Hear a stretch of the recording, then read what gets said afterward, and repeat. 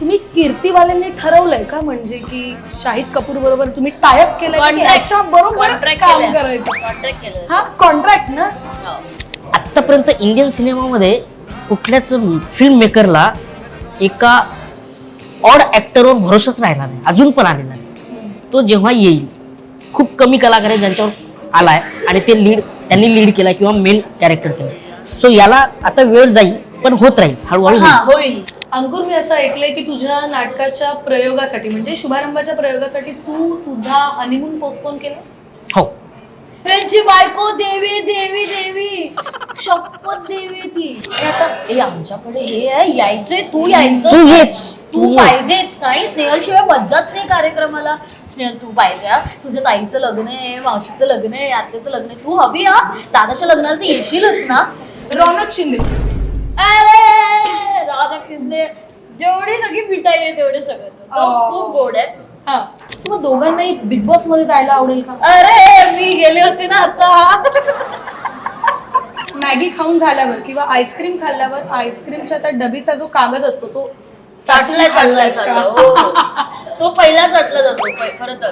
मग अजूनही ना, आणि कायम असंच असेल ना? जो उघडला चाटला मग ते आईस्क्रीम. मुलीचा आवाज काढून कोणाला कधी प्रँक कॉल केलाय? कोणाला? का इतका विक्षिप्त विकृत त्रास तुला कोर्टला द्यायचा आहे?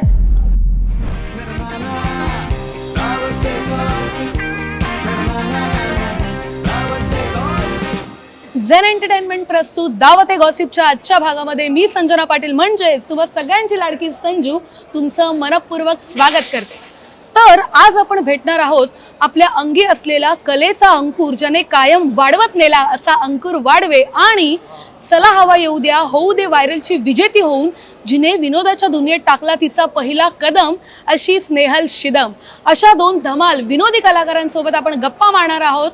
अहो कुठे काय विचारता, दादरच्या कोहिनूर स्क्वेअर मध्ये फिश करी राईस या रेस्टॉरंटला. तर चला ही गप्पांची दावत आपण एन्जॉय करूया.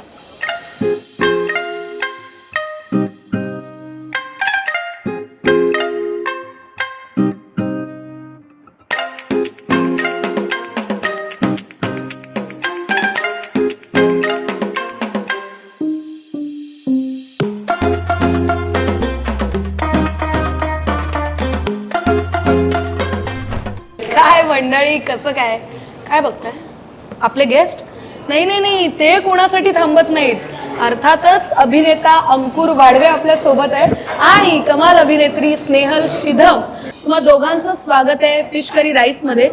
अंकुर, तू लेखन, दिग्दर्शन, काव्य लेखन हे कोणतंच फील्ड सोडायचं नाही असं ठरवलंस? कारण त्यातही आता अंकुरने body building, dance, sports, cooking, हा या क्षेत्रातही तू पाऊल ठेवणार आहेस आता? आता नाही, मग बॉडी बिल्डिंग मी 2006 मध्ये करायचं. म्हणजे कॉम्पिटिशन मध्ये उतरायचं होतं तेव्हा 4 पॉईंट काहीतरी समथिंग 8, 6, 7, 8 काहीतरी त्या हाईटचा एक बॉडी बिल्डर होता. तर मी जिमला जायचो. त्या ट्रेनरला ठरवलं की आपण करूया, आणि मग एक्सरसाइज वगैरे केली नुसतं भरपूर 2-3 वर्ष. जेव्हा कट्स वगैरे यायला लागले, माझा ट्रेनर बोलला नका करू जिम तुम्ही, कारण तुम्ही जिम केली की अजूनच छान दिसता. मी आयुष्यात कधी जिम करू नका, त्याच्यामुळे ते सोडलं. पण कुकिंग आधीपासून करतात ते. कुकिंग म्हणजे मी खाल्लंय त्यांच्या हातचं, त्यामुळे मला काय माहिती. काय खाल्लंस अंकुरच्या हातचं? अळणी चिकनचा रस्सा आणि काळ्या मसाल्यातलं chicken. Saoji chicken basic. Hardcore non veg ना तुम्ही दोघं पण? म्हणजे असं व्हेज खाण्याचं पाप तुम्ही करत नाही ना? नाही, म्हणून आम्ही वाटही बघितली नाही. एपिसोड सुरू होतं, सुरू झालो आम्ही. व्हेज काय असतं? क्या बात आहे, क्या बात आहे. स्नेहल, भारी वाटतं तू आलीस आणि तू सुटलीस बरं का. ताव मारलाय तुम्ही जेवणावरती. तोंडावर सुटली म्हणते तुला. जेवणासाठी सुटले असं म्हणते. तर स्नेहल, मी तुला विचारेन एकच फार आगाऊ प्रश्न मी तुला विचारेन. तुम्ही कीर्तीवाल्यांनी ठरवलंय का म्हणजे की शाहिद कपूर बरोबर तुम्ही टायअप केलंय बरोबर काम करायचं? कॉन्ट्रॅक्ट केलं. हा कॉन्ट्रॅक्ट ना. काय म्हणजे काय गंमत, काय कळेल का प्रेक्षकांना? गंमत अशी नाहीये काही खास, कारण वनिताने सगळ्यात आधी केलं आमचं. पहिल्यांदा तीच होती जी हिंदीमध्ये जाऊन काम केलं वगैरे. आणि तिचं झाल्यानंतर खूप फेमस एकतर झालं सगळं सगळं सगळं. आणि त्याच्यानंतर तिच्याच थ्रू तिने सांगितलं की मुकेश साबळेंकडे ऑडिशन्स आहेत, सो तू जा म्हणून. म्हटलं ओके ठीक आहे. सो मी एक रॅन्डम ऑडिशन दिलं होतं, कधी काय मला काहीच कल्पना नाही. मुकेश साबळेंकडे दिलेलं आणि त्याच्यानंतर कास्टिंग वेला पण त्यांच्या थ्रू गेले होते ऑडिशनला. तर तिथे झालं कास्टिंग आणि त्यांनी विचारलं एक छोटा रोल आहे तुम्ही कराल का वगैरे, कोण आहे काय मला काहीच माहिती नव्हतं. त्याच्यानंतर कळलं की शाहिद कपूर सोबत आहे. सो माझा पहिला फोन हा वनितालाच गेला होता की अरे मला पण आलाय कॉल, मला शाहिद कपूर बरोबरच काम करायचं, तर मी काय करू.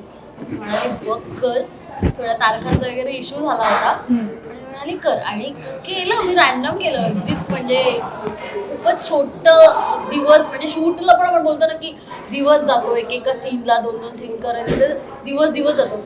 हे हार्डली 2-3 तासाचं शूट झालं आणि मी आले शूट करून. आणि वर्षभरापूर्वी केला होता, म्हणजे रिलीजचा 1 वर्ष आधी सिनेमा केला होता. सो मी डोक्यातून निघून गेलं.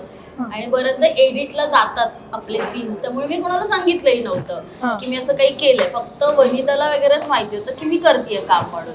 कारण बिजेटचं जरा त्यांच्याशीच बोलायचं, किती पैसे घ्यायचे वगैरे याच्यासाठी आम्ही एकमेकांनाच फोन करतो म्हणून, बाकी काही नाही. पण मग जेव्हा फिल्म आली त्याच्या प्रीमियर साठी त्यांनी मला इन्व्हिटेशन पाठवलं.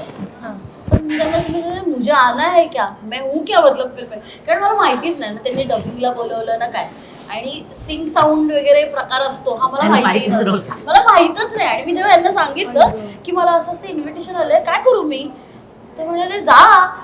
की गेलं पण ते आता, ते काल होतं. आणि दुसऱ्या दिवशी सांगते दुसऱ्या दिवशी सर पण माझं सीन कसं असेल, माझं डबिंग वगैरे काहीच नाही, तर सीन साऊंड केला असेल ना, ते काय असतं म्हणे. मला माईक लावला होता तुला शूट करताना. हो तर ते तर लावतातच ना माईक, तर त्याचं मला मला माहितीच नाही रे. हिंदीत कधीच काम केलं नाही आपण, आणि मराठीत पण काय असं काही काम नाही केलंय ना की हवा येऊ दे सोडून तसं काही कामच झालं नाही. त्यामुळे मला कल्पनाच नाही की काय प्रकार आहे काय नाही ते.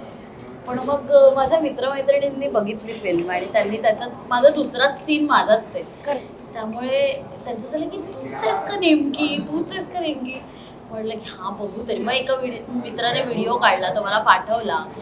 तो पाठवल्यानंतर म्हटलं की हा, मग मी तिसऱ्या दिवशी फिल्म बघायला गेले. मला तोपर्यंत माहिती, कारण आम्ही दौऱ्याला होतो, आम्ही एकत्र. आणि मी रात्री जेव्हा मला सीन आला, माझ्या मित्रांनी शूट करून त्यांनी रात्री पाहिला आणि आम्ही एकत्र स्किटला तर जाणार होतो. मी आहे फिल्म मध्ये, मी जायला पाहिजे होतं, मी जायला पाहिजे. असं घेतलंय. पण आता आहे नशिबात आमच्या, मुळात शाहिद कपूरच्या नशिबात कीर्ती कॉलेजची पोर आहे. क्या बात है. अंकुर, म्हणजे बघ ना की आता स्नेहल तुला म्हणाली की स्किटला जाण्यापूर्वी की अरे मी आहे सीन मध्ये, आणि ती खुश झाली की आपण एखादं काम करतो आणि ते काम आपण एन्जॉय करतो आणि सोडून देतो. आपण विसरलेलो असतो की आपण अमुक एका फिल्म मध्ये काम केलेलं आहे. ही बघ ना, म्हणजे ही मानसिकता, ही वृत्ती आर्टिस्ट म्हणून, म्हणजे ज्यांना फक्त कामात काय म्हणता येईल आनंद मिळतो आणि कामातच त्यांचं आयुष्य आहे, हे एवढं लेवलचं पॅशन, ह्याच्यावर तू काय बोलशील? एक वेळा हे काय माहितीये का, बिजी कलाकाराचं लक्षण आहे. म्हणजे एक काम झाल्यानंतर दुसरं काम झाल्यानंतर तिसरं काम झाल्यानंतर चौथं काम, मागं आपण पहिलं काम काय केलं हे लक्षातच राहत नाही. हे बिजी कलाकारच आहे. आणि खरं तर विसरलं पण पाहिजे आपण पहिलं काम. कारण काय, आपण प्रत्येक कामागणिक, म्हणजे एका नवीन कामागणिक आपण काहीतरी नवीन शिकतो. सो मागचं जर आपण धरून ठेवलं ना की हाय मी क्या किया मैंने उसमें, तर मग पुढे तू शिकणार नाही काहीच. त्यामुळे मागा गेलंय, ठीक केलंय, ते झालंय, आता हे करतोय ना, आता याच्यावर कॉन्सन्ट्रेट करा, असं माझं म्हणणं आहे. बरं, बाकी माहीत नाही. मग अंकुर, आजपर्यंत तू एवढ्या नाटकांमध्ये तू काम केलेस, काय सांगशील तुझं फेवरेट नाटक कोणतं, अगदी तुझ्या हृदयाच्या जवळ असलेलं नाटक कोणतं? मला ज्या नाटकातून माझं करिअर बदललं ते नाटक मी आयुष्यभर कधीच विसरू शकत नाही, सर्किट हाऊस. कारण मी त्या नाटकासाठी आधी मुंबई सोडून गेलो होतो, सो त्या नाटकासाठी परत आलो.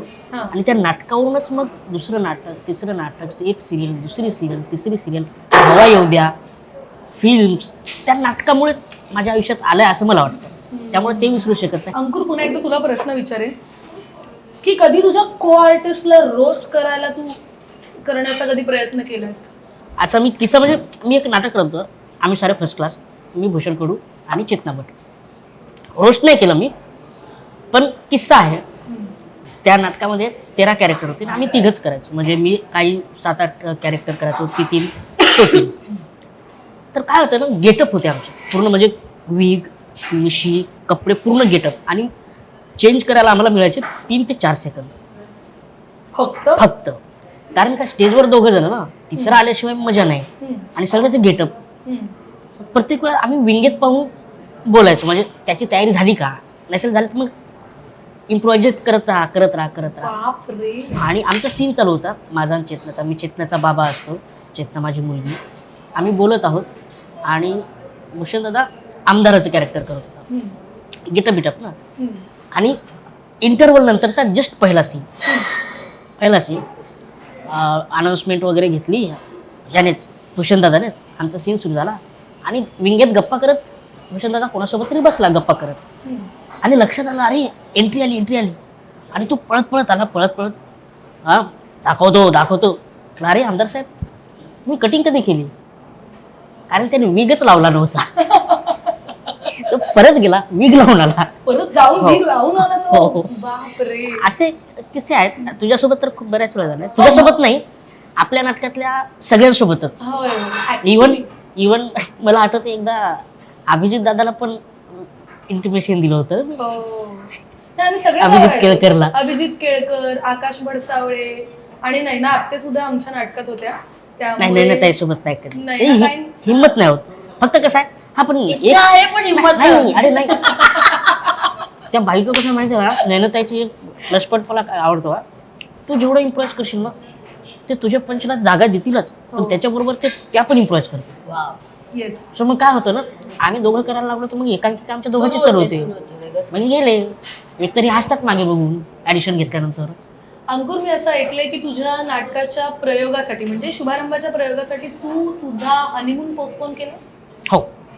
काय तो किस्सा आम्हाला ऐकायला आवडेल. या नाटकाचा मला वाटतं निम्मा शिमा राक्षसचाच आहे किस्सा. आणि जस्ट लग्न झालं होतं, रिहर्सल तालमी वगैरे सगळ्या झाल्या होत्या आणि लग्न ठरलं असं आहे. आणि ओपनिंग शो पण ऑलरेडी ठरला होता. तर मग अरे यार, असं कसं काय, आपला ठरलेला आहे, प्रयोग ठरलेला आहे, लग्न करून बघ ना प्रयोग ठरलेले आहेत, तर काय तू मेन कॅरेक्टरपैकी जर नसेल तर मग काय होणार आहे. ठीक आहे, हरकत नाही म्हटलं, कारण आता इलाजच नव्हता. सगळं आता एकट्यामुळे जर पूर्ण टीम सफर होत असेल तर मग काय फायदा. हनीमून काय कधीही करता येईल ना, म्हणजे सेकंड हनीमून पण करता येईल. पहिलं तर करा. पहिलं काय चाललंय तर झालं असं की मी कोर्ट मॅरेज केलं होतं आणि रिसेप्शन दिलं होतं. दुसऱ्या दिवशी मी मुंबईत आलो. रिसेप्शन देऊन आलो आणि प्रयोग झाला. नंतर मग मी इकडेच, ती तिकडे 7-8 महिने नंतर आले. मग काय बायको रागवली, तू तिला मनवलं? त्यांची बायको देवी शपथ देवी ती. एक मिनिट, मला यातला सार्कॅझम कळत नाहीये. नाही, हा सार्कॅझम नाहीये, हे खरं आहे. आमच्या सेटवरच्या प्रत्येक पुरुषाला विचारा यांच्या बायकोबद्दल, ते म्हणजे कौतुक करावं तितकं कमी आहे. काय तुझ्या पॉइंट ऑफ व्ह्यूने काय सांगशील? सो बेसिकली रात्री हवायचं शूट लेट नाईट संपलं 3, 4, 2 किती वाजता माणसं घरी गेल्यानंतर ते जातात त्यांच्या घरी, स्वतः किल्लीने दारू उघडतात, बघतात काय माहोल आहे. तर सगळे झोपलेलेच असतात घरात, प्रत्येकाच्या घरात. मग प्रत्येक जण भूक लागली असेल तर त्याचं जातो, जेवण घेतो, जेवतो. तोपर्यंत कोणाला शुद्ध नसते, सगळे गाढ झोपले असतात. तो माणूस झोपेपर्यंत सगळे झोपलेले असतात. ह्यांच्या घरी हे जातात, हे दार उघडतात. दार उघडल्या बघितलं तर असं एक छान ताट असतं, तसं एक झाकून ठेवलेलं ताट असतं. ते जर तुम्ही बाहेर काढून बघितलं तर त्यात पंचपक्वान्न लावलेली असतात जेवणाची, की नवऱ्याने यावं, त्याच्या आवडीचं बनवलेलं आहे, त्याने ते जेवावं. ते वाढलेलं ताट असतं. त्याच्यात पण जर वाटलंच की पापड कमी आहे आणि जर वहिनी जाग्या झाल्या तर वहिनी रात्री पापड तळून देतात. काय सांगशील अशा बाईबद्दल तू? देवी नाहीये का? नशीब काढलंय. नशीब काढलं. अशा बायकोवर मी तरी 4 वेळा हनीमूनला गेले असते. उगाच काय मग 4 वर्षाची मुलगी आहे मला. ओ बाई म्हणजे बापरे बापरे, तुम्ही मुलीवर येणार होते. मी असं ऐकलंय की ती तुला काय नाकीनो आणते एकदम. मला नाही मग बायकोला. मी घरी असल्यानंतर ती काहीही तमाशे करत नाही, धिंगाणी करत नाही, काय नाही. तिला फक्त पप्पा पाहिजेत. पप्पाने सांगितलं तिथे जायचं, सोफ्याच्या खाली उतरायचंच नाही. पप्पाला ऑर्डर देते, पप्पा पाणी, पप्पा जेवण, पप्पा डोसा, सोफ्यावर सगळं येते. आणि फक्त शू आली तर सोफ्यावर खाली उतरायचं नाही. तर पप्पा जवळच news, action movies, horror movies माझ्यासोबत बसून बघ. पण मी घरी नसल्यानंतर माझी बायको एकदा रडत तिने फोन केला होता, हिचं काय करू मी. तर तिने काय केलं, बायको हॉलमध्ये बसली होती, तिने किचनमधले सगळे भांडे खाली काढले, डाळ सांडवली, पीठ सांडवलं, आणि हिने पाहिले हे काय आहे पुरी, हे काय. किचन आवरायला घेतलं, बेडरूम मध्ये घुसली, कपाटातले सगळे कपडे खाली काढले. ती बेडरूम मध्ये गेली, कपडे आवरले, ती हॉलमध्ये आले, तिचे सगळे खेळणं हॉलमध्ये सगळीकडे पसरवून टाकले. आणि हे सतत पूर्ण दिवसभर चालू होतं. ती हॉलमध्ये आली की किचनमध्ये जायची, किचनमध्ये गेली त्या बेडरूममध्ये. काय करेल ती बिचारी. आणि मी घरी असताना ती बायको कधी एकटी बाहेर मैत्रिणीसोबत कुठे खरेदी करायला किंवा मग कुठेतरी बाहेर फिरायला म्हणून गेली, दवाखान्यात म्हणून गेली, दिवसभर माझ्यासोबत असते. काय नाही, सोफ्याच्या खाली उतरत नाही, रडणं तर सोडून दे. त्याच्यामुळे मला नाही त्रास. बायको नाटकी आहे पोरी. काय नाही, नाटक खूप नाटकी आहे. तिला नटायला वगैरे पण हो. आवडतं. तिला ते बॅगा, गळ्यात नेकलेस सगळे आम्हाला फोटो दाखवतात. नेकलेस, साडी, नेकलेस, साडी एवढा मोठा हेवी नेकलेस घालून फिरते. सगळं हवं निघताना बाहेर. क्या होतं. मी दोघांना एक अतिशय आउट ऑफ द टॉपिक जाऊन एक प्रश्न विचारते. तुम्हाला दोघांनाही बिग बॉस मध्ये जायला आवडेल का? अरे मी गेले होते ना आता. अरे आम्ही प्रचंड जाऊन आली. fan आहोत बिग बॉसचे. प्रचंड म्हणजे आम्ही सीनचा जो गॅप असतो, सरळ सांगतो तुला, आम्ही बिग बॉसवर चर्चा करण्यासाठी एक ग्रुप स्थापन केलाय स्वतः, आम्ही 3-4 आणि त्या ग्रुपवर फक्त बिग बॉसच्याच गोष्टी चर्चा.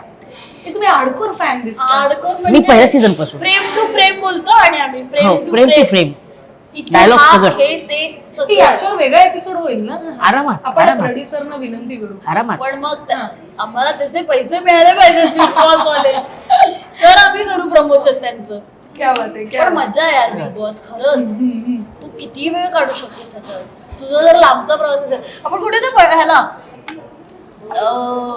बार्शीला होतो. बार्शी आम्ही बार्शीवरून सोलापूर पंढरपुरात येत होतो. 1.5-2 तासाचं काहीतरी अंतर आहे.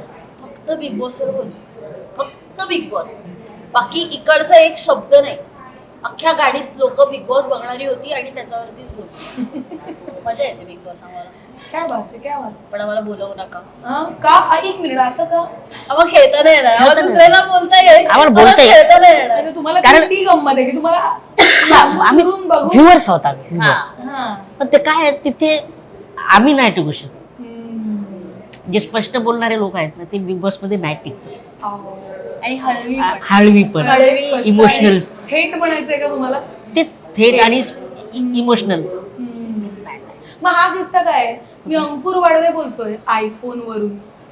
हे काय आयफोन वरून आहे म्हणजे? हे ह्यांनी सांगितलेला किस्सा आहे. ते काय झालं, असं निम्मा शिम्मा राक्षस चालू असताना मी आयफोन विकत घेतला होता. पहिला आयफोन 7 होता.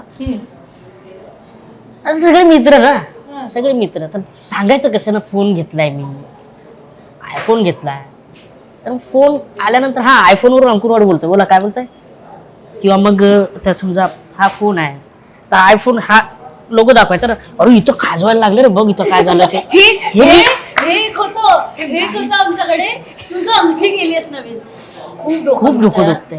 खूप डोकं बघ. म्हणजे- इतकं डोकं माझं की हात असं इथपर्यंत न्यायचा. अरे गळ्यात इथं सतत हे होते रे, असं सतत. कुठली वस्तू हे आहे आमचं. आगाऊपणा. कपडे वगैरे कपडे दाखवायचे. आज ना जरा खूप उकडतं ना, खूप उकडतं. खूप आमचं ते आहे सेटवरचं आहे, तर ते इकडे आलं होतं.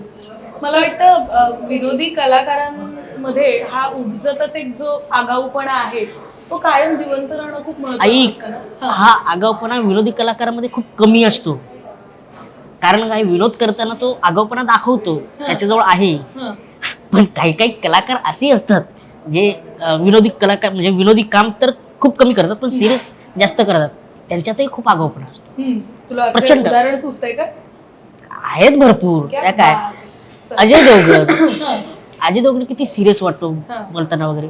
सगळ्यात जास्त प्रँक तो करतो, सगळ्यात जास्त प्रँक. हं. तो कोणाला सोडत नाही. ऐकलं. तसेच आपण काय, ह्या काही आगाऊपणा नाही. आपण बिचारे आहोत तशीच आहोत. आपण गरीब. काय, गरीब आहोत. गरीब. गरीब.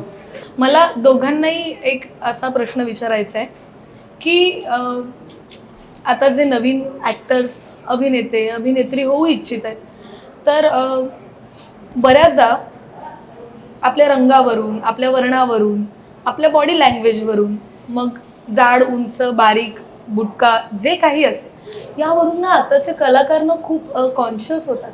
त्यांना थोडं अंडर कॉन्फिडंट फील होतं की नाही आपण तितके दिसायला बरे नाही आपली मला तेवढी उंची मला नाही. आताच्या कलाकारांबद्दलचं नाही वाटत. कारण आताच्या कलाकारांना काय, खूप असे उदाहरण आहेत हम्म. जी आधीची जी संकल्पना होती हिरोच्या बाबतीतली, गुळगुटीत पाहिजेत, बॉडी बिल्डर, मस्क्युलर, चिकना दिसायला पाहिजेत, तर ती खोडून काढलेले आता खूप ॲक्टर ॲक्ट्रेस आहेत.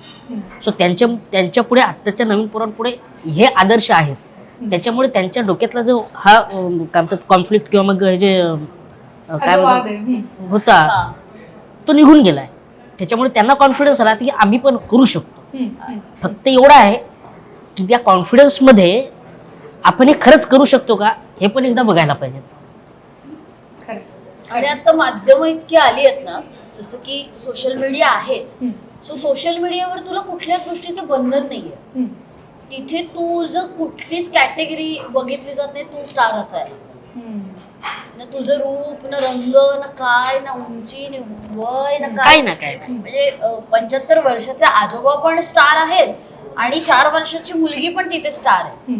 सो असं आत्ता थोडंफार चेंज झालेलं दिसतंय की तो कॉन्फिडन्स आलाय लोकांमध्ये की तिथे तुला काहीच नाही वाटत. म्हणजे जर तू भले घरात राहून 4 चौकटीत हे सगळं करतेस, पण तुझा हा व्हिडिओ तुला माहितीये की 100 लोक बघणार आहेत. 1 मिलियन साठीची सगळ्यांची इच्छा असते की हा माझा व्हिडिओ 1 मिलियन जावा. सो तुला माहितीये की तुला 1 मिलियन लोक बघणार आहेत, त्यातले 1000 लोक तुला याच्यावर कमेंट करणार आहेत. मग त्या वाईट असू देत, नाहीतर चांगल्या असू देत, ह्याच्याने तुला फरक नाही पडत, कारण तुझं कमेंट सेक्शन पण ओपन असतो. सो सोशल मीडियाने कुठेतरी ना, मला असं वाटतं जेवढे त्याचे तोटे आहेत तेवढे त्याचा फायदा पण आहे की ज्या लोकांना ह्या गोष्टींचा कॉन्फिडन्स नव्हता की मला माझा रंग असा आहे, माझी उंची अशी आहे, मी जाड आहे, मी बारीक आहे, ह्या सगळ्या गोष्टींनी सोशल मीडियाने कुठेतरी त्यांना कॉन्फिडन्स दिलाय आणि ते आता खूप चांगल्या पद्धतीने काम करतायत. पण जसं सर म्हणाले की तुम्ही जे काम करताय हे खरंच तुम्हाला येतंय का, फक्त आणि फक्त सोशल मीडियासाठी तुम्ही करताय, फक्त तिकडे स्टार होण्यासाठी तुम्ही करताय का, जेन्युइन तुम्ही ती कला जोपासताय, त्या कलेसाठी मेहनत घेताय, हेही तितकंच महत्वाचं आहे. सो तुमचा जो कॉन्फिडन्स आलेला आहे तो खूप चांगला आहे, पण ज्या गोष्टीसाठी जो आलाय कॉन्फिडन्स तोही तितकाच महत्वाचा आहे असं मला वाटतं. त्यातल्या त्यात तू म्हणतेस ना, हे बदल कलाकारांमध्ये घडत आहेत, नो डाऊट. पण मला तरी आतापर्यंत तरी असं वाटतं की हा बदल जे मेन स्ट्रीम सिनेमा आहे, हिंदी मराठी कुठलाही इंडियन सिनेमा, तिथे मात्र ही संकल्पना अजूनही काही काही डिरेक्टर आणि सिनेमा मेकरच्या डोक्यात आहेत की त्यांना अजूनही त्यांचा हिरो चिकना, हँडसम आणि असाच पाहिजे. तो आहे, तो अजूनपर्यंत काय झालं ना, आत्तापर्यंत इंडियन सिनेमामध्ये कुठल्याच फिल्म मेकरला एका ऑड ॲक्टरवर भरोसाच राहिला नाही, अजून पण आलेला नाही. तो जेव्हा येईल, खूप कमी कलाकार आहेत ज्यांच्यावर आलाय आणि त्यांनी लीड केला किंवा मेन कॅरेक्टर केलं. सो याला आता वेळ जाईल, पण होत राहील, हळूहळू होईल, हा बदल होईल. चालू झाली, सुरुवात झाली आहे, तर त्याला होईल. तर तुम्ही पाहू शकता की आपण आपल्या कलाकारांसोबत खुशखुशीत गप्पांची दावत तर करतोच आहोत, पण या फिश करी राईसने ही जी काय माशांची दावत केली आहे, तर ती कशी वाटते हे आपण कलाकारांना विचारूया. काय मग अंकुर, कसं वाटतंय? सांगायचं म्हणजे एक असं आहे की जे हॉटेल आहे ते माझ्या मित्राचंच आहे, संदेश भट. याचं एक ब्रँच याची पुण्यात पण आहे. पुण्यात मी जेवण केलं आहे हॉटेलला, पण संदेश दादा मला बऱ्याच वेळा म्हणतोय की मुंबईतल्या हॉटेलला येऊ जरा, खा जरा, बघ काय ते. पण येणं झालंच नाही माझं. अनेक वेळा शिवाजी मंदिराला येऊन सुद्धा येणं नाही झालं. पण आज आलोय. कमाल टेस्ट आहे, कमाल टेस्ट, कमाल. म्हणजे एक एक ॲटम असं मस्तच आहे. आता हे ॲटम मला टेस्ट करायचं आहे, माझ्या खूप आवडीचं आहे. आधी स्टार्टर्स खाल्लेत. स्टार्टर्स मध्ये मी तर पहिल्यांदाच खाल्ले, पण कोलंबीची आळूवडी अरे कमाल. म्हणजे मी हा प्रकार पाहिलाच पहिल्यांदा नव्हता, जो इथे पाहिला आणि खाल्ला सुद्धा. सो कमाल टेस्ट. बोंबील ठेचा खाल्लाय आम्ही, काचऱ्या खाल्ल्यात ज्याच्यामध्ये केळी होती, बटाटे, वांगी होती आणि प्रॉन्स फ्राय प्लॅटर होतं. आई बापरे, दमलो. पण तुम्हाला मला सांगायला आवडेल की खास तुमच्यासाठी म्हणून आपण इथे आलेलो आहोत, कारण आपले दोन्ही कलाकार माशांसाठी फार वेडे आहेत. नॉनव्हेज साठी वेडी असलेली माणसांसाठी आपण इथे आलेलो बरं. माशांसाठी मी वेळा आहे, हे वेगळं आहे. कारण काय, विदर्भात पाण्याचा तुटवडा आहे, तिकडे मासे नाहीत, पाणीच नाही तर मासे कुठून येणार. तरी पण मला मासे खूप आवडतात, कारण ते मुंबईत आल्यानंतर ती चव लागली. क्या बात आहे. मला वाटतं आपल्या गप्पांची दावत अशीच चालू राहणार आहे. पण आपण वळूया आता आपल्या पुढच्या सेगमेंटकडे, ज्याचं नाव आहे या खायला ना. नाही झुकेगा नाही साला. मला माहितीये की तुम्हाला खाण्यासाठी खूप असं तुम्हाला पेशन्स नाही अजिबात, पण हा प्रश्न खास तुमच्यासाठी आहे. आणि या प्रश्नाची गंमत मी तुम्हाला सांगते की आता तुम्ही अभिनेत्री अभिनेता म्हणून ह्या क्षेत्रामध्ये इथपर्यंत आलेला आहात. इतके वर्ष तुम्ही ह्या क्षेत्रात काम करता आहात, तर अर्थातच तुम्ही वेगवेगळ्या प्रसंगांना, वेगवेगळ्या सिच्युएशन्सना तुम्ही फेस केले. असे अनेक अडथळे आलेत ज्या वेळेला तुम्हाला ती आव्हानात्मक परिस्थिती जड गेलीये, पण नाही भाई करून दाखवणार, इथपर्यंत आलोय हे पार करून दाखवणार. आणि अशी झुकेगा नाही साला मोमेंट तुमच्या आयुष्यातली कोणती की हा मी करून दाखवलं? अंकुर? सगळ्या गोष्टी चॅलेंजिंगच होत्यात मला सगळ्या. एक तर माझ्या गावातून शहरात येणं, कारण माझं गाव विदर्भातलं शेवटचं गाव, जिथे लोकसंख्या 500,000च्या जवळपास कमी असेल, जास्त नाही. तिथून मुंबईत येणं, तिथून अमरावतीतून मुंबईत येणं आणि मुंबईतून ह्या क्षेत्रात येणं, ते एक चॅलेंजिंग. कारण आमच्या अख्ख्या तालुक्यात ॲक्टर कोणीच नाही, फक्त एक अशोक लोखंडे सर आहेत, त्याच्यानंतर मीच, दुसरं कोणीच नाही. आमच्या इकडे नाटक नाही माहीत, काहीच नाही. त्याच्यामुळे खूप गोष्टी चॅलेंजिंग आहेत, खूप. म्हणजे सतत इव्हन आत्ता पण, आता लॉकडाऊनमध्ये नाटकं बंद होती, फक्त शूटिंग चालू होतं, ते पण नॉन फिक्शन. तर मग मी हे सैरभैर झालो होतो की नाटक नाही यार, नाटक चालू नाही आपलं, नाटक चालू करायचं काय. तर मला असं माझ्या मित्राकडून कळलं की शास्त्रीय संगीताचे डिप्लोमा सुरू आहे ऑनलाईन. मग त्याला ॲडमिशन घेतलं मी, शास्त्रीय संगीताच्या ऑनलाईन क्लासेस, आणि ते केलं. ओके, एक इच्छा होती ते करून टाकलं. त्याच्यानंतर ते झालं 1 वर्षात. आता काय, नाटक तोपर्यंत बंदच होतं ना, आता काय. मग मित्राने सांगितलं की खूप दिवस झाले, मी खूप वर्षाचा नेटची तयारी करत होतो, नेट एक्झामची. हा यार म्हटलं, यावर्षी परत फॉर्म भरू, ऑनलाईनच आहे, घरातूनच भरता येते. घरातून नसलं तरी सेंटरवर जरी असलं तरी होऊ शकते, आता तर आरामात होऊ शकते. मग नेट क्रॅक केली, JRF घेऊन. सो माझ्या आयुष्यात खूप अशा गोष्टीत की आता थांबणार, आता आपलं हे सगळं थांबणार. आता काय करायचं. आता पण म्हणजे गावी गेलो होतो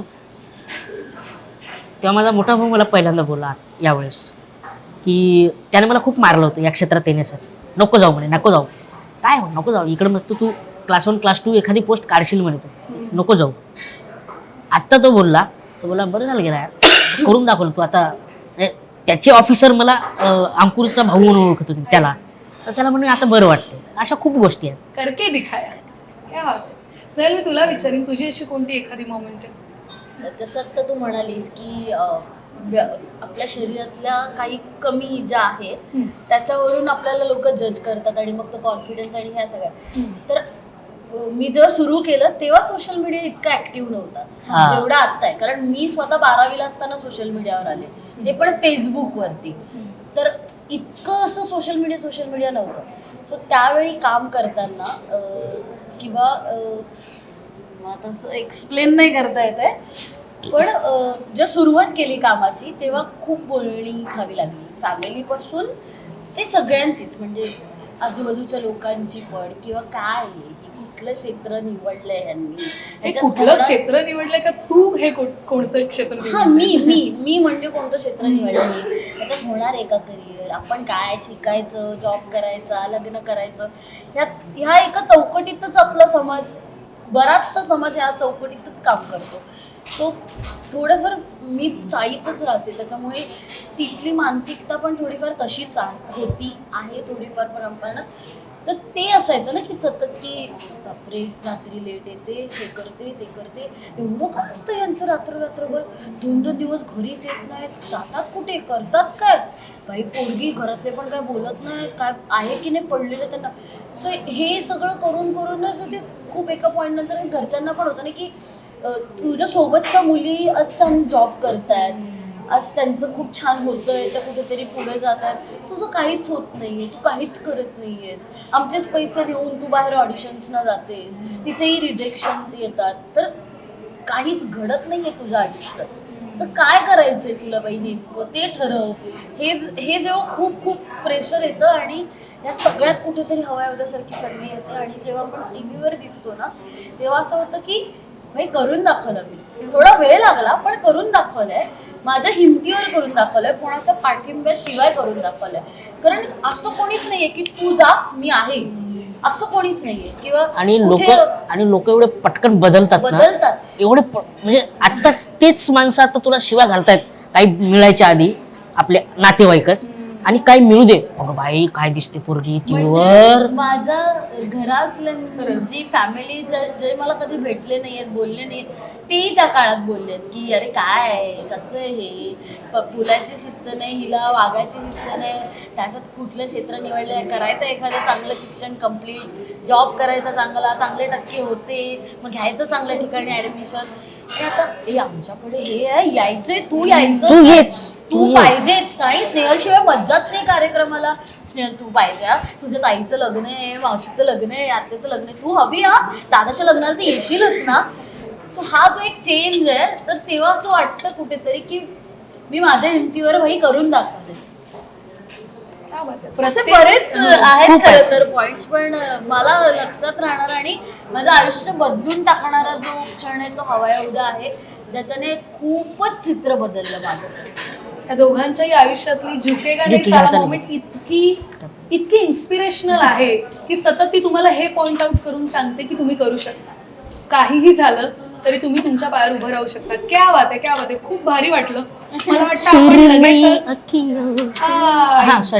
आपल्या पुढच्या सेगमेंटकडे, ज्याचं नाव आहे सेलिब्रिटी डिश. ओके, आता मी तुम्हाला पटकन हा सेगमेंट एक्सप्लेन करणार आहे. तर मी अशा काही तुमच्या आजूबाजूच्याच लोकांची, मंडळींची, अभिनेत्यांची, अभिनेत्रींची नावं सांगा आणि ती व्यक्ती कोणत्या डिशला कनेक्ट होते किंवा त्या व्यक्तीकडे पाहिल्यावरती तुम्हाला कोणती डिश सुचते की हा ही या पदार्थासारखी आहे बरं का, हे तुम्हाला उत्तर द्यायचंय. अंकुर वाडवे, तुझ्यापासून मी सुरुवात करेन. हे कठीण काय माहिती का, आपल्याला माणूस म्हणूनच माणसाचा अंदाज लागत नाही, तर माणसाला भाजीचं स्वरूप द्यायचं ते कठीण आहे. हा, पण जे काही तुला अनुभव आले त्यावरून तुला एक बेसिक अंदाज तर आलेला असेल. मग अंकुर वाडवे, तुला पहिलं नाव मी असं देईन, भरत जाधव. भरत जाधव, मटन. मटण मटणाची खासियत आहे ताजं गरम गरम असेल जेव्हा ते तेव्हा बनवलं चांगलं लागतेच, नो डाऊट. तेच मटण रात्री जरी गरम करून खाल्लं चांगलं लागतेच, नो डाऊट. तेच मटण रात्रीचं सकाळी जरी गरम करून खाल्लं ना ते अति चांगलं लागतं. त्यामुळे भरत दादा तेव्हाही तसेच आहेत, आताही तसेच आहेत, नेहमी तसेच राहतात आणि त्यांचा परफॉर्मन्स ते सेम. स्नेहल, मी तुला नाव देते, निलेश साबळे. म्हणजे मला कठीण आहे खूपच, म्हणजे मला पदार्थ सांगणं कठीण आहे, कुठला शूट करेल असतं. ते एखादी चव सांगितलीस तरी चालेल. मीठ असते कारण त्यांच्याशिवाय अपूर्ण आहे सगळं. ते जर नसेल जेवणात तर मज्जाच नाही त्या जेवणाला. सो मीठ वाटतं. क्या बात. निलेश सर, मीठ. अंकुर, तुला विचारेन, शफात खान. गावात सुकट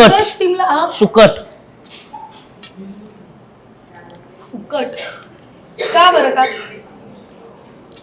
कितीही दिवस टिकतं आणि कधीही बनवून खाता येतं. क्या बात आहे, क्या बात आहे, क्या बात आहे. क्या बात आहे, क्या बात आहे. स्नेहल, तुला अजून एक नाव देईन मी. बापरे मला भीती वाटायला लागलं आता ते. रौनक शिंदे. अरे रौनक शिंदे जेवढी सगळी मिठाई आहे तेवढे सगळं तो खूप गोड आहे. हा. जसं तू आता म्हणतेस ना हम्म, एक पाठिंबा लागतो जसं मी म्हणाले हम्म, तर रौनक हा माझ्या आयुष्यातला खूप मोठा पाठिंबा आहे. हम्म. घरी एक अशी फेज आलेली की आता मुलीचं लग्न करून टाकायचंय, आता नाही, आता बस झालं, खूप दिली संधी, खूप केलं, 21 वर्ष झाली, आता लग्न आणि ते हे सगळं. कारण इतकं फॅमिली प्रेशर पण येतं ना, त्यांच्यावर पण फॅमिली प्रेशर येतं की घरातली मोठी मुलगी आहे, तिचं लग्न व्हायला हवं, बाकीची भावंडे आहेत त्यांचं कधी होणार, मग सगळ्यांचं वेळेत झालं पाहिजे. तर रौनक एक दिवस माझ्या असा घरी आला आणि त्याने माझ्या आईबाबांना असं बसवलं आणि म्हणाला की मला जेवायला द्या. आणि आईने जेवायला दिलं. नॉर्मली आमच्याकडे जेवतात सगळे. आणि त्याने जेवता जेवता आईबाबांना जे काही एक्सप्लेन केलंय, सगळं जे काही समजवलंय की मुलगी लहान आहे, तिला शिकू द्या, तिला पडेल झडेल थांबेल कुठेतरी, आणि आम्ही आहोत सगळे. लकीली मला देवकृपेने टचवूड मला आयुष्यात आलेली मित्रमंडळी जी आहेत ती खूप चांगली आहेत. त्यामुळे ते आहेत खरे तर माझे सपोर्टर्स भाई, त्यांच्यामुळे मी आज आहे कुठेतरी. सो आणि त्यातला एक आहे ज्याने आई बाबांना त्यावेळेला समजवलंय की हा लग्न बिग्नाचा विचार काढून टाका डोक्यातला, आणि तिला खूप करायचंय, ती करेल आणि तिला करायची संधी द्या. सो त्याने ते तेव्हा समजवलं ना, ते आत्तापर्यंत आई बाबा नाव नाही काढत गोष्टींची कुठल्याच. क्या बात आहे. तर अंकुरसाठी पुढचं नाव आहे भारत गणेशपुरे. जगाला आता कुठलं देऊ? वराळे ठेचा द्या.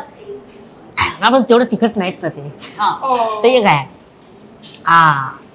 वराडातला आमचा गिल्ला वडा. अमरावतीमध्येच फेमस आहे तो गिल्ला वडा आणि अप्रतिम असतो. त्याची प्रोसेसची पद्धत वेगळी आहे. आणि भारतदादा तर तसंच आहे. खूप कमी लोकांना तो वेळेत लागतात. म्हणजे ॲज अ भारत गणेशपुरी म्हणजे ऍक्टर को ऍक्टर म्हणून ते सगळ्यांना मिळतात, हरकत नाही. पण तो गिल्ला वडा कसा असतो आमचा सकाळी 4 ते 6च्या दरम्यानच मिळतो, नाही तर मिळत नाही. तसे भारतदादा आहे. ओके. तुम्हाला ज्यात काय म्हणतात ते मन मोकळे पद्धत मनाने मिळाले ना, तर मग मजा येतो. पुढचं नाव सांगते, संजय नार्वेकर. अरे यार, सांगा कठीण आहे बाबा. यार लय कठीण आहे खरंच. बघा एपिसोड बघणार आहेत. संजय नार्वेकर. खरं तर संजय दादाला मी खेकडाच म्हणेन, खेकडा. कारण खेकडा मला खूप आवडतो आणि खेकड्याचा आमचा किस्सा पण एक आहे, अच्छा. ते दादाला माहिती आहे, हा. त्यामुळे ते खेकडा. क्या बात आहे. खेकडा. सॉर्टेड. स्नेहल, तुला विचारीन, पृथ्वी प्रताप. सेम मिठाईच आहेत सगळे. माझे सगळे मित्र माझ्यासाठी मिठाई आहेत. आणि मग वनिता करारसाठी काय? अरे कोळंबी. मला खूप आवडते. कोळंबी. तर अशा वेगवेगळ्या चवींच्या, वेगवेगळ्या स्वभावांच्या, यांच्या जवळच्या माणसांना यांनी पदार्थांना बरोबर कनेक्ट केलंय. तर मला वाटतं मस्त होता सेगमेंट. आता आपण वळूया आपल्या पुढच्या सेगमेंटकडे, ज्याचं नाव आहे की रायता फेल गया. बापरे. हा, आता सिम्पल आहे सेगमेंट. मी तुम्हाला 2 ऑप्शन देणार, तुम्हाला एक निवडायचं आहे. हा, पण ती निवड एकच असली पाहिजे, असं नाही की हा हे पण आणि ते पण, बरं का? एकच निवड असली पाहिजे. मी अंकुर तुझ्यापासून सुरुवात करेन. चला हवा येऊ द्या की नाटक? ही वेगळी आहे तू. या दोन्ही गोष्टी साध्य होतात त्या, कारण सोमवार मंगळवार चला हवं द्या, शनिवार रविवार नाटक. काय एवढं किती साधी गोष्ट, सॉर्टेड गोष्ट, उत्तर आहे. सॉर्टेड आहे. मग बरं, ठीक आहे. मग संजय नार्वेकर की भारत गणेशपुरे? अभी फस गया आदमी. भारत गणेशपुरी. Okay okay. मग निलेश साबळे की विजय केंकरे? अरे बाप. केंकरे. बाप बाप. निलेश दा, हा एपिसोड तू बघणार आहेस मला माहितीये, ह्याच्यावरती केंकरे. वेगळं उत्तर. हा ते हा ओके. बर, मग मराठी चित्रपट की हिंदी चित्रपट? मग काय लॉजिकच नाही. चित्रपट. हिंदी मराठी भाषेचं काय आहे? मग आता स्नेहल, आपण तुझ्याकडे येऊया की रायता फेल गया. बरं का, विचार करून उत्तर द्यायचं ना तू. हा, तुला सेमच मी विचारणार आहे. चला हवा येऊ दे की नाटक? हवाय. हवा येऊ दे. अनिकेत पाटील की समीर सावंत? अरे कोण आणि ते दोघेही हा एपिसोड तुझ्यासाठी बघणार आहेत हे लक्षात घे तू. हा, विचारपूर्वक उत्तर दिलं पाहिजे. अनिकेतच नाव घेते मी, समय समजून गेलो. नाही दोघेही डिरेक्टर म्हणून खूप चांगले हा. आहेत, पण सगळे मित्रही आहे. डिरेक्टर आणि मित्र दोन्ही आहे. सो डिरेक्टर म्हणून जर विचार करायचा झाला तर अनिकेत दादा. अच्छा, हा. आणि मित्रासाठी तर समीर आहेच. आहेच. ठीक आहे, मांडवली केलेली आहे बरं का. प्रेक्षक हो, आलाय ना लक्षात.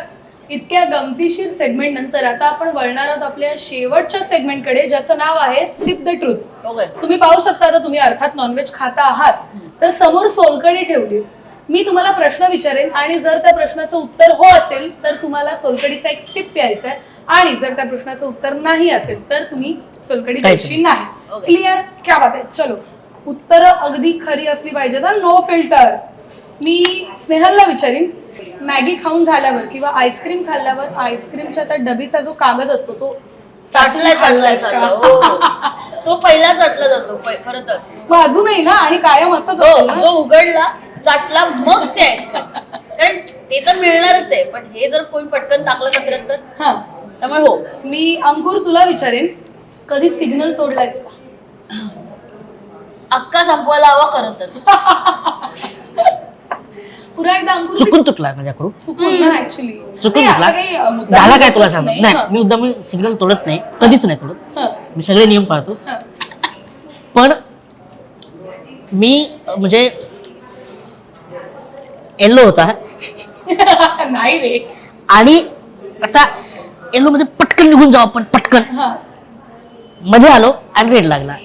सो मधून मी मागे गाडी घेतली. जसं काय तेवढा RTO वाले हे बघतातच, नाही. आणि आता आपल्याला त्यांना नाही. एक्सप्लेन करायचं बरं का. असं काय 2 नाही. सेकंद का जावं माणसाने हो पुढे. ना, बघ ना यार काय. मी अजून एक तुला प्रश्न विचारेन, सगळ्यांपासून लपून कधी कोणत्या फिमेल ऍक्टर साठी जेवण घेऊन गेलायस? लपून कशाला, उघड घेऊन गेलो सगळ्यांसाठी. त्यानंतर मी स्नेहल तुला विचारेन, एकांकिकेच्या रिहर्सलच्या नादात कधी केटी लागलीये का? अरे भाई 6 होत्या. बापरे, केट्या दिसतायत यार. ही केटी पण नाहीये. 6 भेटवल्या मला, 6. अंकुर तुला विचारेन, फेक अकाउंट वरून कधी कोणासोबत फ्लर्ट केलंस का? रिअल अकाउंट वरून. यार आवडलंय मला. खरं जे काय आहे ते थेट तोंडावरती. मुलीचा आवाज काढून कोणाला कधी प्रँक कॉल केलायस का? कोणाला? का इतका विक्षिप्त विकृत त्रास तुला कोणाला द्यायचा आहे? मी माझ्या काकांना केला होता, शी. आणि चुकून काकांचा फोन घरी राहिला होता हं. काकूंकडे. काकूने उचलला. मरो. बाबाचा सर नवीन मोडतोय माणूस. नवीन फोन आला होता, नंबर द्यायचा होता. मी बोललो, मी थोडा हळू बोललो, तर मुलीसारखा आवाज येतो माझा थोडा हळू बोलल्यानंतर. इव्हन अजूनही जर नॉर्मल थोडा आवाज कमी करून बोललो ना तर मॅडमच बोलतात समोरून. हं. तर मी बोललो की वडेसाहेब आहेत का घरी? म्हणजे कोण, काय झालं? तर नाही, मी वाट बघत आहे, ते येणार होते इकडे भेटायला. आणि नशीब काकांचं खराब, तेवढ्यात काका घरी आले, गाडीची चाबी घेतली आणि 2 व्हीलर काढली. एवढे योगायोग. एवढे योगायोग. आणि मी फोन ठेवला फक्त. त्यानंतर तमाशे झाले, खूप तमाशे. रात्री 1 वाजता काकांचा फोन आला परत. काका काकूला सांगत होते, अगं ते अंकुर आहे. नाहीच. नंतर मग त्यांना कळलं की बाबांनी उचलला तो फोन. हं. घे, दादा बोलले का नाही? मग अशी कोणी केला होता फोन? अंकुरने केला होता. अरे सुटकेस बांधून गेली होती म्हणे. नाही रे नाही, संसार मोडलास तू ऑलमोस्ट त्यांचा एका दिवसात. मजा येते बाई. मग दावा त्या गॉसिप वर येऊन लय भारी वाटलंय का दोघांना? अरे खूप मजा. मजा आली. जेवण पण आणि इतकी मजा आली की आम्ही सिप घ्यायला विसरलेलो आहोत. क्या बात आहे. धम्माल गप्पा गोष्टी आणि इतके मस्त किस्से तुम्ही सांगितलेत. फंबलचे किस्से भारी होते यार. मजा आली. हे एकदम हार्डकोर नाटकातली मंडळी आली ना की अजून मजा येते. आणि मग प्रेक्षकांना जे पडद्यावरती नटांना आम्ही पाहतो, पण असं प्रत्यक्ष लाईफ मध्ये, रिअल लाईफ मध्ये काय हे जे काय रिअल लाईफ मध्ये हे जे काय असतं ना तुम्ही, ते खूप- पाहण्यासाठी आम्हाला ते गंमत खूप वेळचं मी पण ट्राय आज मी करतो. एक मिस केलं तुझं संजना. हा. मला तू साड्यांमध्ये ज्या कॉटन साड्यांमध्ये हो. असतेस मला प्रचंड आवडते. सो मला असं वाटलं की तू आज तशी येशील, पण आज मी ते मिस केलं. पण ठीक आहे, नेक्स्ट टाइम जेव्हा तुम्ही कधी परत बोलवाल आम्हाला हा. तेव्हा होपफुली पुढच्या सीझन मध्ये फक्त साडी हा. क्या बात आहे, प्रोड्युसर असतील खूप छान दिसते त्या साड्यांमध्ये. थँक्यू नेमकी अशा विषयाला प्रोड्युसर नसतात जवळपास. हा ना यार, क्या बात आहे. मला खूप मजा आली. अंकुर वाडवे, स्नेहल शिदम, मला वाटतं आता मी त्यांना डिस्टर्ब करणार नाही. आता त्यांना तुटून पडू देत. आणि तुम्हाला एपिसोड कसा वाटला हे जरूर आम्हाला कमेंट्स मधून सांगा. झेन एंटरटेनमेंट चॅनलला लाईक आणि सबस्क्राईब करा. आणि आमचा हा दावती गॉसिपचा नवीन एपिसोड कसा वाटतोय ते नक्की कळवा. काय मग मंडळी, आणि जर तुम्हाला छान फिश खायचं असेल तर फिश करी राईसला पण नक्की भेट द्या. सो असेच खुशखुशीत चटकदार गॉसिप जर तुम्हाला अजून बघायचे असतील तर झेन एंटरटेनमेंटला नक्की सबस्क्राईब करा. थँक्यू.